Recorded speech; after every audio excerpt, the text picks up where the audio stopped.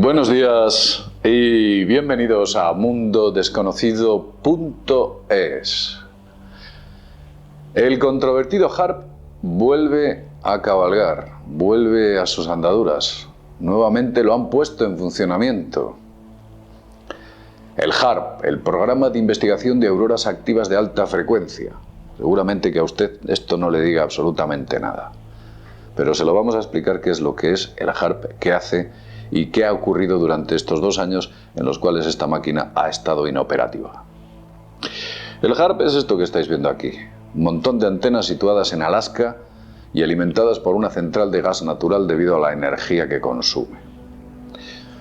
Son muchos, durante los últimos 10 o 15 años, los que hemos dicho que detrás de esta máquina se esconde un arma de guerra absolutamente silenciosa y letal. El HARP fue dado oficialmente de baja en servicio en el año 2014, eso es lo que se dijo. Incluso llegó a operar un poquito durante el 2015 como últimos coletazos que estuvo dando y luego finalmente lo cerraron. Anteriormente, su anterior dueño eran las Fuerzas Aéreas, ni más ni menos. Ahora ha pasado oficialmente al Instituto de Geofísica de la Universidad de Fairbanks en Alaska. Pero no os dejéis engañar. El HARP, por el hecho de que haya pasado a operar por una universidad, no quiere decir que detrás haya un montón de estudiantes aprendiendo geofísica planetaria. Hay un montón de estudiantes ahí en el HARP. Ah, mira qué cosas más interesantes nos enseña y descubre el HARP. No, eso no es así. Veréis. La financiación del HARP viene ahora, en vez del Ejército del Aire, por los siguientes organismos. Con esto que os voy a decir, quiero que os hagáis una idea de qué es lo que puede estar haciendo el HARP. El primero de los organismos, todos estos datos que os estoy dando, los ha dicho el portavoz del HARP, ¿de acuerdo?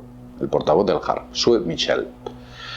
Os voy a poner un vínculo en la página inferior del vídeo, o en la parte inferior del vídeo, donde ahí podéis ver las declaraciones oficiales de este portavoz del HARP en un periódico de Alaska. Bueno, dice que la financiación del HARP viene ahora, en vez del Ejército del Aire, por otros organismos. Está muy diversificado. Uno de los más importantes es la Agencia para la Investigación Avanzada de Proyectos de Defensa. También posiblemente usted se esté quedando con cara de no sé qué me acaba de decir JL. Se llama el DARPA. El DARPA. El DARPA es la agencia que utiliza la más alta tecnología existente, conocida y no conocida para desarrollar armas defensivas, como su nombre indica, aunque posiblemente también pueden ser utilizadas de manera ofensiva.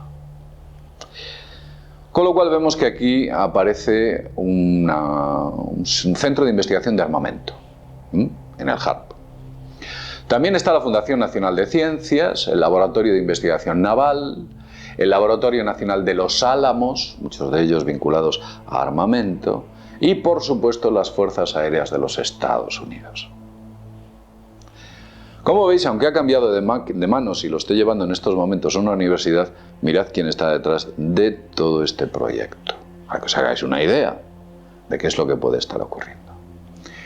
Al parecer, en la entrevista que le hicieron a Sue Michel, que es el portavoz de esta máquina, dice que la van a utilizar para crear auroras boreales no visibles a simple vista. ¿Sabéis lo que es una aurora boreal? Mirad, esto es una aurora boreal. Pues dice que las van a crear con la máquina, pero que no se van a poder ver. Vamos a ver, empecemos por el propio nombre. La aurora boreal o las luces del norte se llaman así porque se ven. Si usted va a crear algo que no se ve, no está creando absolutamente nada. Y yo le voy a hacer una pregunta. ¿Por qué los más altos organismos de defensa y construcción avanzada de armas se ponen a hacer auroras boreales? ¿Qué pasa? Que han dicho en sus ratos libres, venga, vamos a hacer auroras boreales, que estamos cansados de hacer misiles y armas termonucleares. Hacemos unas cuantas auroras con la máquina y nos pasamos el rato. investigando las auroras, las luces. Bueno, en este caso ni eso, porque no se van a ver. ¿Me lo puede usted explicar? ¿Puede usted explicarme este razonamiento? Yo no lo entiendo. O sí lo entiendo. Pero desde luego hay mucho más de fondo. En estos 2 o 3 años que ha estado parado el HARP, o 2 años que ha estado parado el HARP, no penséis que han decidido pararlo, han parado esta máquina, única y exclusivamente para olvidarse del HARP. Han dicho, venga, vamos a olvidarnos del HARP y no vamos a hacer nada durante 2 años, o lo vamos a cerrar. No, no, no, no, no, no, esto no es así. El HARP ha estado parado por motivos técnicos.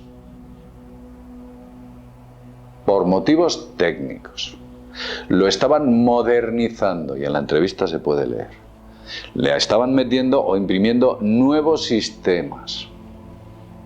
Estaban reacondicionando las antenas, las estaban modernizando. Y los instrumentos del HARP los estaban actualizando. Mirad, aquí os muestro una antena, un diseño que hemos hecho en 3D. Esa es una de las antenas del HARP, de una forma muy peculiar. Y emite un tren de ondas a la ionosfera que rebota y es capaz de superar la línea del horizonte para hacer muchas cosas. Este portavoz ha dicho cosas interesantes. Dice que la potencia de emisión de este aparato puede llegar a una altitud de entre 80 y 1000 kilómetros. 80 y 1000 kilómetros, ¿eh? Eso es mucha altitud. Hay muchos satélites que están situados por debajo de esa altitud. La potencia de salida será de 3,6 megavatios, o sea, 3,7 millones de vatios. Una buena cifra.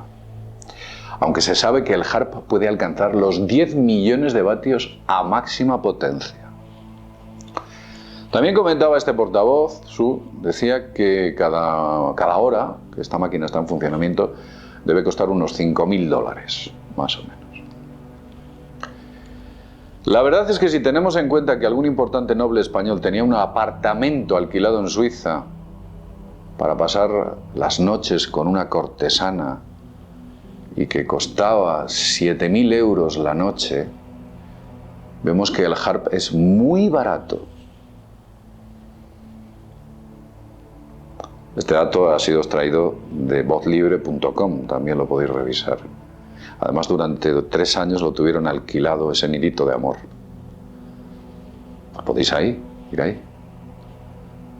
A vozlibre.com, ahí está. Como vemos, el HARP sale tirado de precio comparado con los desmanes de algunos nobles. Importantísimos nobles. Bien, vamos a centrarnos en lo que estamos.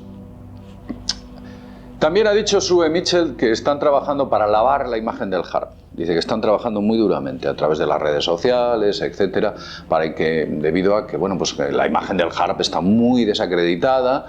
Hay numerosas teorías de la conspiración existentes, eso dice Sue, que dicen que es capaz de modificar el clima y controlar la mente de las personas. Pero es que Sue Mitchell añade lo siguiente, dice, este es un centro de investigación fantástico, claro que va a decir, va a trabajar allí. También dijo, no es capaz de hacer todas esas cosas de las que ha sido acusada, pero es una herramienta de investigación fascinante, interesante y de gran alcance.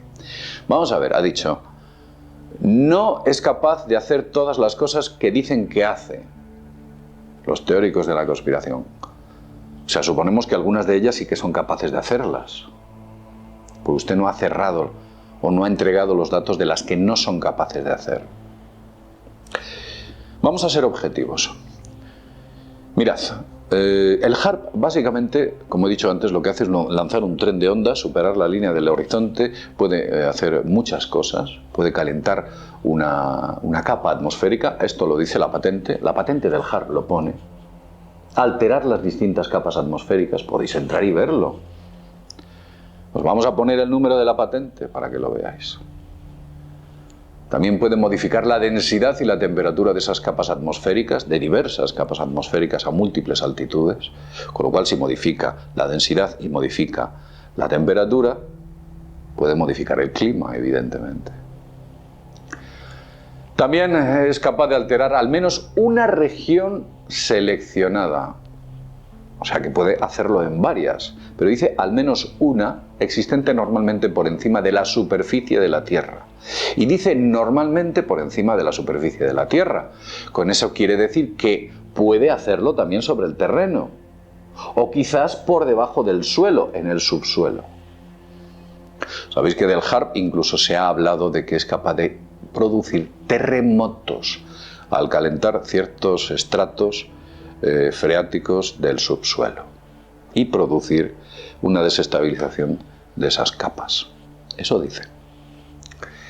Entre otras muchas cosas, hablaban de que el HAARP era capaz de lanzar un tren de ondas sobre una larga o una gran población y ese tren de ondas alterar las frecuencias de nuestros cerebros para modificar el comportamiento humano. Dicen también que se utiliza para las comunicaciones con submarinos, pero también es capaz de hacer una prospección de lo que hay en el subsuelo.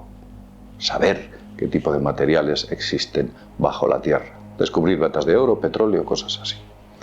Es mucho más complejo de lo que parece. Como veis, el HAARP no solo se dedica a hacer auroras boreales, las luces del norte, como está indicando, que ni siquiera van a ser luces, como indica Sue Michel. Mirad este gráfico de la patente. Esta es la patente del HAARP. En una de las páginas aparece este gráfico. Miradlo bien. ¿Lo veis? Pues ahora os vamos a mostrar un gráfico de una patente de Tesla, de Nikola Tesla. Una y otra. Una antena, unos cables, una conexión al suelo.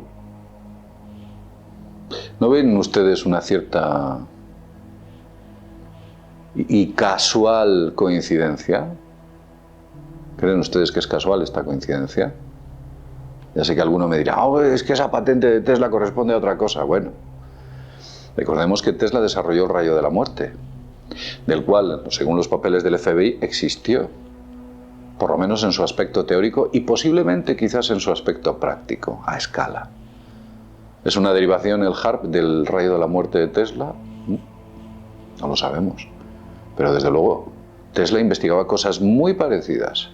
La patente del HAARP es de un tipo que se llama Bernard Eastlund, la hizo allá en los años 80, mediados más o menos. Pero fijaos porque no solo Tesla, ¿Os acordáis de Wilhelm Reich? Wilhelm Reich, el orgón, las orgonitas, la energía orgónica capaz de modificar el clima. Este tipo hacía llover en mitad del desierto. Hacía o producía la lluvia en mitad del desierto con su famoso Cloudbuster. Y un Cloudbuster no es más que algo parecido a esto, que nos recuerda en parte a la patente de Tesla y nos recuerda en parte al HAARP. Un emisor conectado al suelo que lanza ondas contra la atmósfera. Es lo mismo. Toda esta tecnología se parece mucho. El señor Eastlund no se levantó una mañana y dijo, ¡ay, voy a construir el HAARP! No. ¿Se me acaba de ocurrir una idea esta noche? No, las cosas no funcionan así. Al final nos damos cuenta de que sí, vale, muy bien, ustedes nos llaman conspiranoicos, pero ¿verdad?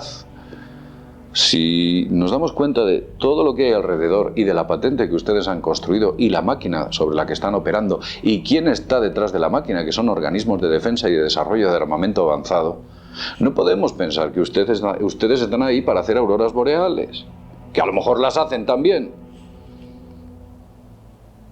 Tenemos que pensar que están ahí para otras cosas. ¿Hasta dónde llega esa máquina?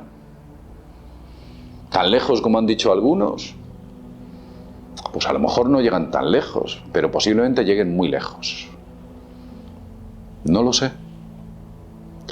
Ya veremos a ver en los próximos días qué es lo que ocurre con esta máquina. Y esperemos que en su página web publiquen los resultados de su magnetómetro que nos indicaba la potencia del HAARP en un momento determinado. Así podremos vincular ciertos acontecimientos con el funcionamiento de esa máquina.